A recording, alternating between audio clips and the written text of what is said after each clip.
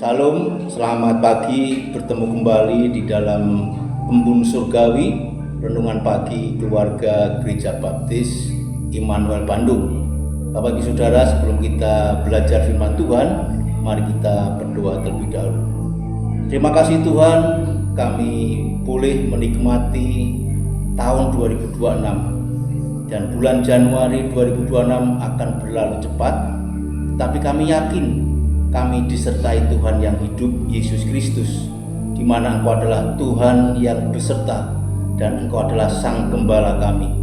Kami bersyukur pagi hari ini boleh menerima embun surgawi yang daripada Tuhan menyegarkan kami, dan kami siap untuk menjadi pelaku-pelaku firman. Dalam Yesus Kristus kami berdoa dan mengucap syukur. Amin. Salam, selamat pagi kembali. Pagi hari ini saya memberi tema untuk tahun 2026, yaitu menyongsong tantangan dan menang karena Tuhan. Saya ambil dari 1 Samuel 17 ayat 48 sampai 49. Firman Tuhan mengatakan demikian. Ketika orang Filistin itu bergerak maju untuk menemui Daud, maka segeralah Daud berlari ke barisan musuh untuk menemui orang Filistin itu. Lalu Daud memasukkan tangannya dalam kantongnya, diambilnyalah sebuah batu dari dalamnya, diumbannya. Maka kenalah dahi orang Filistin itu, sehingga batu itu terbenam ke dalam dahinya, dan terjerumuslah ia dengan mukanya ke tanah. Kisah ini kita sudah pasti tidak asing, di mana bangsa Israel sedang bermusuhan dengan orang-orang Filistin, dan orang Filistin punya gladiator, punya panglima yang disebut Goliat. Tetapi kita tahu benar bahwa Daud akhirnya mendapatkan kemenangan melawan Goliat. Karena apa, Bapak Saudara? Ada 3 hal yang saya bisa tampilkan mengapa Daud menang terhadap orang Filistin yang disebut Goliat tersebut. Karena dia berani berlari menghadapi barisan itu, tidak ingsut undur. Berlari berarti maju dengan cepat, dengan yakin bahwa dia mampu. Itu semua karena Daud punya pengalaman secara pribadi dengan Tuhan. Kita bisa merasakan itu di dalam Mazmur 23 ayat 1 sampai 6. Bagaimana lewat syair Daud, ya, dia benar-benar merasakan bahwa relasi Daud dengan Tuhan adalah relasi bagaimana dia adalah dombanya Tuhan, dan Tuhan itu adalah Sang Gembalanya yang sejati. Daud juga adalah gembala. Profesi di masa itu gembala itu sangat terhormat karena dia mampu bertugas menggembalakan domba-dombanya, ternak-ternaknya, bahkan resiko tertinggi adalah kematian. Itu artinya secara internal Daud berpengalaman atas tugas dan tanggung jawabnya, tetapi Daud terus hanya mengandalkan Tuhan. Itu artinya sepanjang Daud jadi gembala, dia sudah berpengalaman dengan Tuhan. Maka itu Mazmur 23, Tuhan adalah gembala.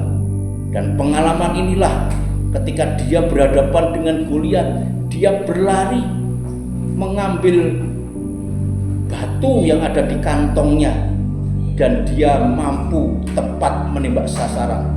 Itu berarti Daud punya poin kedua, iman percayanya akan karunia yang Tuhan anugerahkan.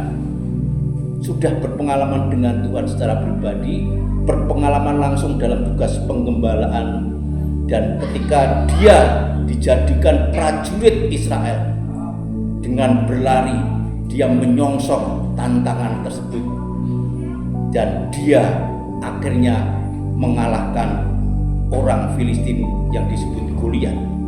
Poin yang ketiga, Bapak Saudara, bahwa Daud tetap akrab dengan Tuhan dengan mendapatkan anugerah sebagai biji tunas Daud, di mana dalam Yeremia 23 ayat 5 mengatakan, Sesungguhnya waktunya akan datang, demikianlah firman Tuhan, bahwa aku akan menumbuhkan tunas adil bagi Daud. Ia akan memerintah sebagai raja yang bijaksana dan akan melakukan keadilan dan kebenaran di negeri. Daud mendapatkan anugerah sebagai bagian sisilah Yesus, sebagai tunas yang hidup, tunas yang bertumbuh, dan lewat Daudlah Yesus Kristus masuk dalam silsilah itu. 1 Samuel 17:46-47 juga memberikan pernyataan yang semakin jelas buat anugerah atas Tuhan buat Daud. Hari ini juga Tuhan akan menyerahkan engkau ke dalam tanganku, dan aku akan mengalahkan engkau dan memenggal kepalamu dari tubuhmu.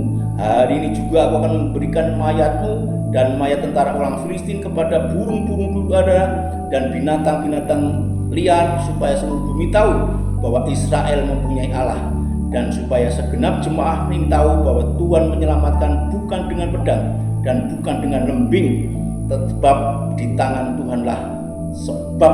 tangan Tuhanlah pertempuran, dan Ia pun menyerahkan kamu ke dalam tangan kami.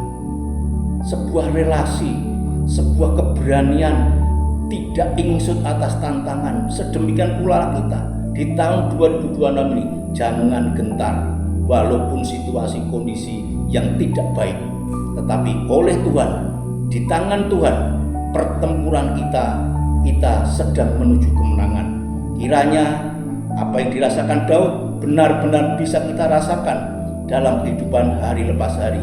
Wahyu 22:16 menjadi bukti bahwa ketika kita menyongsong tantangan, kita sudah mendapatkan kemenangan karenanya.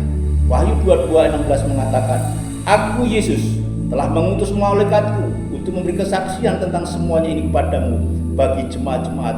Aku adalah tunas, yaitu keturunan Daud, bintang timur yang gilang gemilang." Bekal inilah membuktikan kita punya Tuhan yang setia, Tuhan yang penuh kuasa. Kiranya dalam tantangan tahun ini kita tetap berperkara dengan Tuhan, karib dengan Tuhan, merasakan berpengalaman dengan Tuhan, sehingga apa yang sudah dirasakan Daud kita bisa rasakan. Tetap maju ke depan, berlari menghadapi tantangan, beserta Tuhan kita mampu. Terima kasih, Tuhan Yesus memberkati. Haleluya.